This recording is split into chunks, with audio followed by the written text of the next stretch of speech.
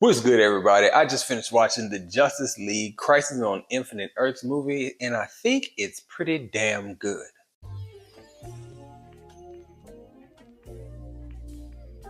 So that's where it falls on my scale. One stop from the top. I will say that this movie is great, but I am left with a lot of questions. So let's go through it and talk about it. I'm not going to do a whole bunch of spoilers for this movie, but I will ask a few questions that if you've seen the movie, you might have as well. First, I want to say the action in it and the storyline to it is very good. I'm very pleased to see that DC Animation has chosen to do one of these again. We know every few years they change animation style, but their format is relatively the same. They give you the origins of certain characters.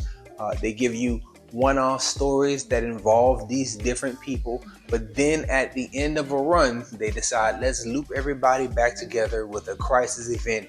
And then that film will reset the universe and we will get another animation style and another take on some of these characters. And that stuff is just real cool. Last time we saw it, I think Apocalypse War was the ending of that. And if you watched, there was a short film like The House of Mystery or something like that. They kind of wrapped that whole storyline up with John Constantine and the Spectre and all the other stuff.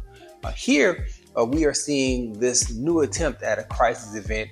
And it's Flash-centric because all the crisis events tend to be Flash-centric with his jumping to different Earths and, time travel and all that stuff.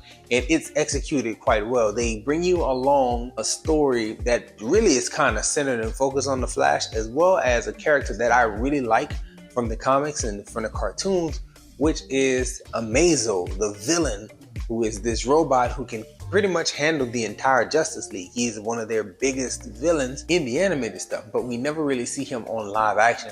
I think here in this animated feature, he's featured quite well. I like the tragedy of his story, that he was designed to help and he ends up hurting and he's manipulated, all that stuff. Really cool. I like all the voice acting included, as well as the multiversal elements of it. The idea that we can have different characters from different Earths that have slightly different versions of the same story, but we get to see it play out quite a bit differently when their paths cross. So you get to see a Robin from this Earth interact with a Batman from this Earth, and this Robin has a very different story, and this Batman hasn't even found his Robin yet. So that stuff, super cool. I really like the way it's all executed, multiversal, being pushed to the max, if you will. The movie is paced well. The fact that they include nuggets from all these different movies, like I remember I reviewed a Supergirl movie with Brainiac 5, like in a bunch of people with some weird names. I did that review a while back, and that movie was referenced here. I did the animated film where you had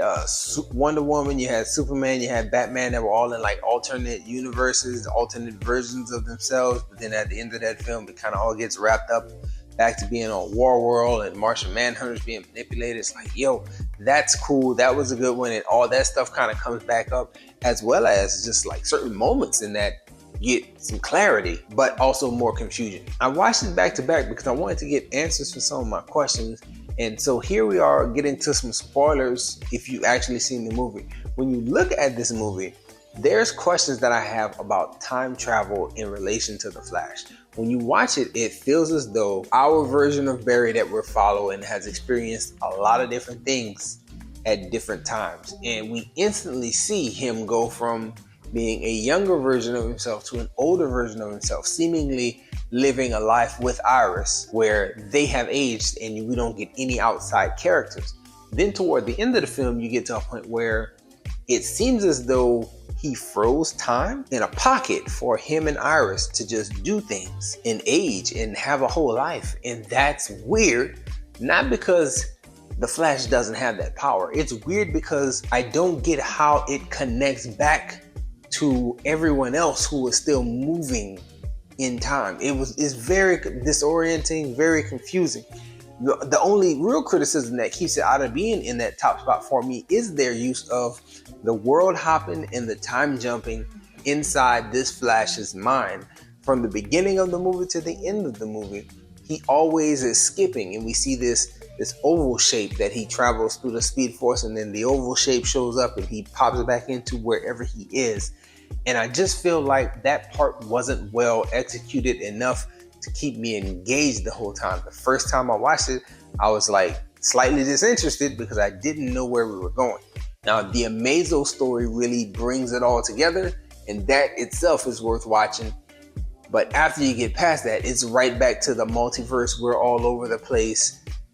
We don't know when certain things are being experienced in time and how this time modification affect everyone else outside of the Flash. I just have those questions, and maybe the part 2 will answer that, because this is labeled a part 1, and if it's labeled a part 1, then we got to be getting a part 2, and I can't wait to see it. I think this one was really, really good, really interesting. Nice takes on the characters, great use of multiverse, really, really cool villain in Amazo and Dr. Ivo. Great story to Dr. Ivo, great story to Lex Luthor. There's a lot of great stuff in this movie. But at the same time, I would like some of my questions to be answered. I would like to get some clarity from some of the stuff that we see in this one. So those are my only complaints and concerns. Let me know yours in the comment section if you choose to do so. I thank you so much if you watched this far. Enjoy yourself, guard your heart, go watch something good.